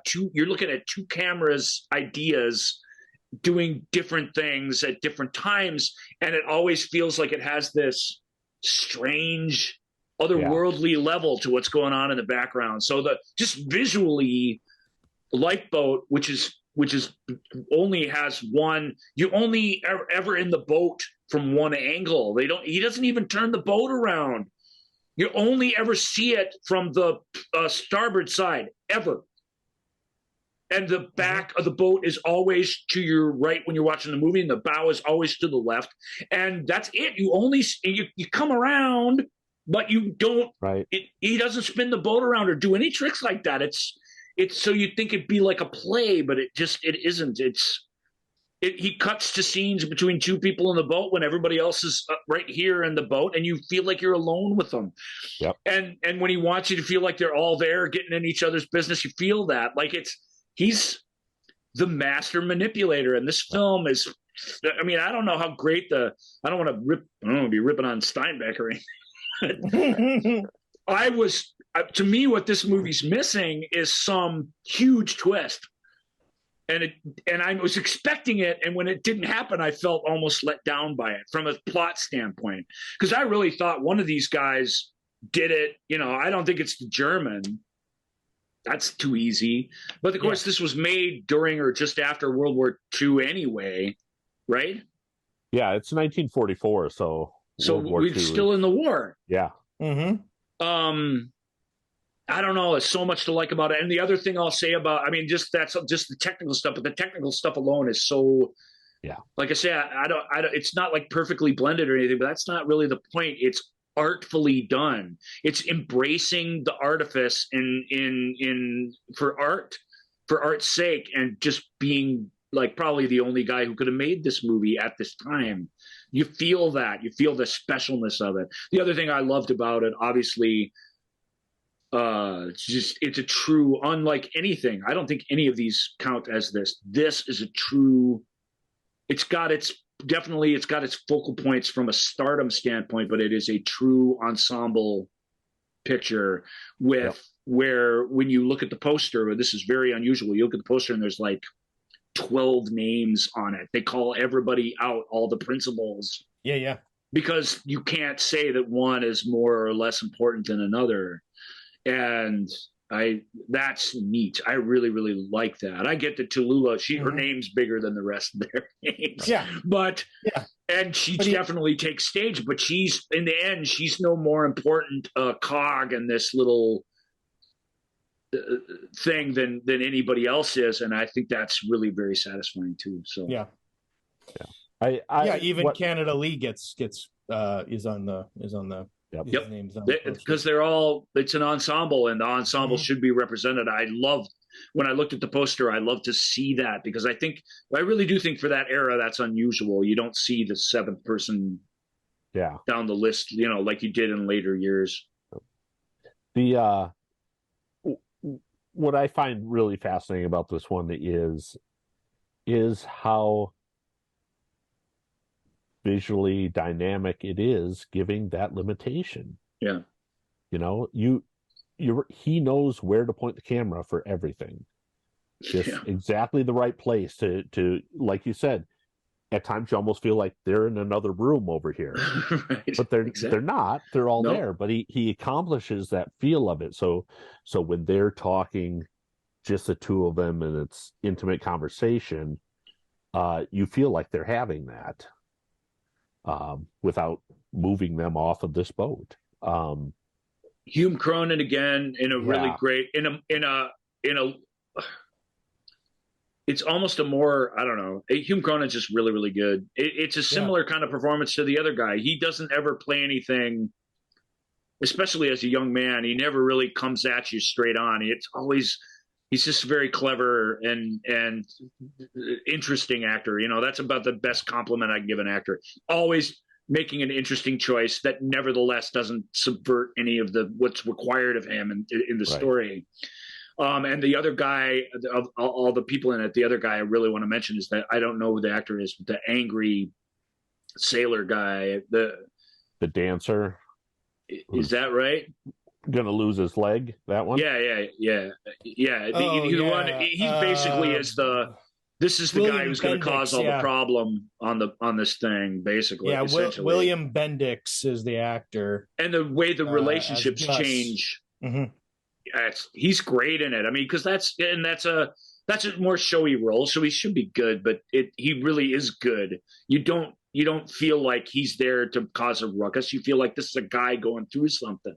To me, that's very sophisticated for the 40s filmmaking. Mm-hmm. Truly, I like that, and again, the dialogue crackles in this really is interesting. The lesser debates amongst the survivors are very entertaining and fun. So yeah, I dug it. Yeah. It feels like a movie that would be literally a perfect movie. Maybe not, its ambitions aren't, Schindler's List or anything, right. But I really feel like in a Miller's Crossing way, or, the movies I think of that there's not one blade of grass out of place, and there's absolutely nothing I would change about them. Like, that's what I consider a perfect movie, whether it's in the top 100 or not. Right. I feel like if this had a wacky over the head, it was so and so all along sort of ending, which, spoiler alert, it doesn't really do that. What it does may even be more sophisticated, but I feel like this is the kind of movie that should have that. Yeah. And we should find out in a crazy way. And when we do, we should go, whoa! And if we had that moment at the end of Lifeboat would be perfection. So, there's a couple interesting little things. Everybody knows Hitchcock's famous for making his cameos. In this one, there's a real challenge.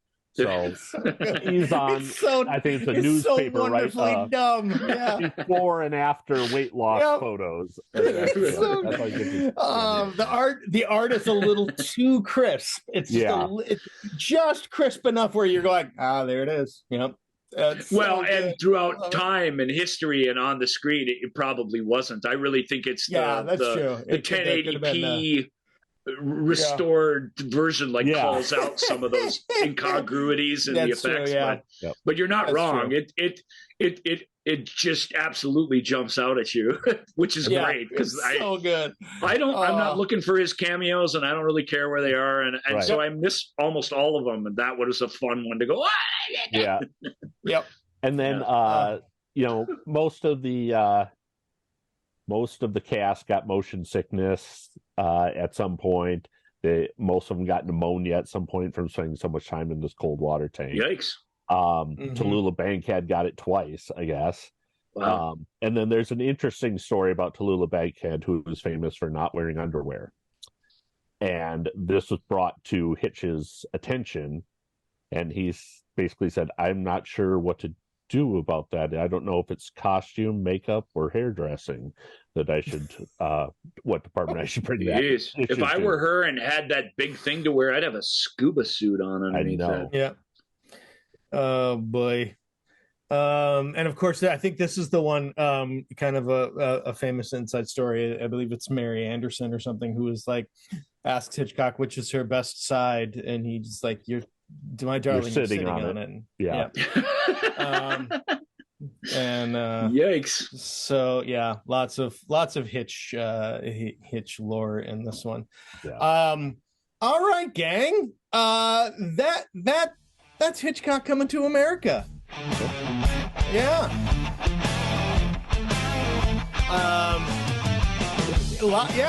I mean, we have more Hitchcock films, y'all. There's lots of Hitch to come. We got at least one. We'll have at least one more Hitchcock movie before the year is out. We'll do another one of these for sure, probably in the fall. It's fun, man. Yeah. I had only seen 2 Hitchcock movies when I started my own movie podcast. How unacceptable is that? Yeah, well, I mean, I always knew in the back of my head, oh, that's crazy, but it just is what it just was what it was. So now I'm getting well versed, and I have an extensive collection, and I'm really excited. So we appreciate you walking us through these and curating this. And yeah, there are other films and other eras and other things to come too, which we're super excited about. Yep. And of course, you can reach out to Rob. Is it the stagesofmn.com? Yes. Yes, Stages of MN, Stages of Minnesota. Follow him also on Facebook, especially if you are here in the Twin Cities and you love theater. You want to follow Rob. And then you can reach out to Ryan and I, Movie Show with Joel and Ryan page on Facebook, at Ask Joel and Ryan, Twitter, or no, not Twitter, Instagram, TikTok, all those other things. Yeah, ask us some stuff, will you? We're going to need you to bail us out in a couple of weeks. No, well, yeah. I mean, obviously, we welcome anybody, and you should like and subscribe to us on Apple Podcasts. Review us. Hey, you know what? If you write a review of our show, we'll read it on the on an upcoming episode. If you want to do it, it's the least we can do. Yeah, it's the least we can do. If you're willing to write a review of our show. And speaking of upcoming episodes, before Joel really goes into pure wrap up mode, next week tribute to William Hootkins. Yep, and much with our buddy Brian Crossland, and some absolute crazy zany insanity that we promise. Mm-hmm. Yep, that will go along with that, as it should. Yep, because if you're gonna go Hootkins, you gotta go Bootkins. I think that's the phrase. I think that's the old phrase. It works. It works. Absolutely, it works. All right, everybody, that is gonna do it for this week. Take care of yourselves. Bye. Thank you for listening to The Movie Show with Joel and Ryan. Remember, all views and opinions represented in this podcast are personal and belong solely to the speaker and do not represent those people, institutions, or organizations that the speaker may or may not be associated with, unless explicitly stated. None of these views and opinions were intended to malign or deceive. And now, here's the producers, circa 1982, to play us out.